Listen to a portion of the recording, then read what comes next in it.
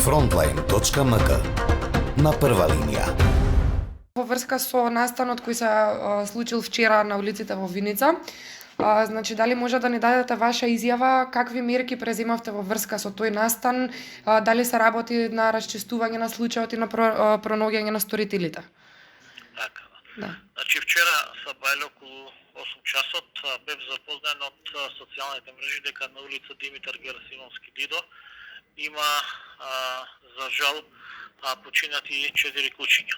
Веднаш по ова го информирав комуналниот инспектор задолжен за кучињата скитници, меѓутоа тој ме информираше дека дел од овие кучиња се скитници, меѓутоа дел од овие кучиња се и домашни миленици.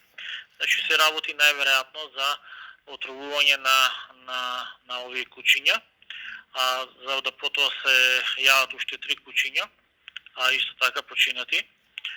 Се јавив до полициската станица и потоа случајот го пријавив во полициската станица. За ова информиран и јавниот обвинител.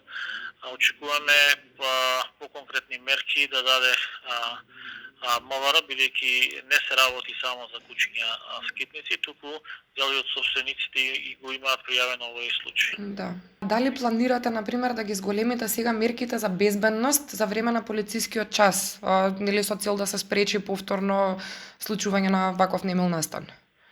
Значи, ова најверојатно е фрлена отруена храна во дел од кантите или контењерите и кучињата најверојатно таму се има заразено. Доколку дел од граѓаните ни пријават, ние ќе знаеме кој е сторителот, меѓутоа конкретни мерки не можеме, бидејќи тоа може да се случи на секоја наша улица. Наша надлежност е овој случај да го пријавиме до комуналните инспектори, до Агенцијата за храна и ветеринарство, како и до МВР за да испитат целата ситуација. Се надеваме дека што е можно побрзо сторителот ќе биде откриен и нормално да следуваат соодветни пријави за овој сторител. Дали вие и како градоначалник и како општина имате план или решение за справување со овој проблем и за згрижување на уличните животни?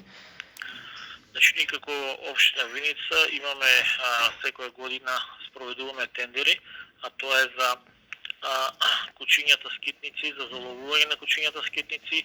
Овие кучиња се носат во лиценцирана фирма која што ги прегледува, кучињата се вакцинираат и потоа се чипуваат и се враќаат на соодветното место од каде што се заловени.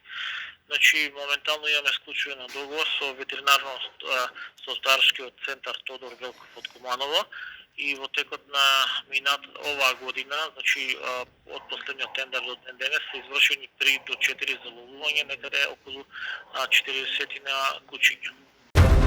Frontline.mk на прва линија.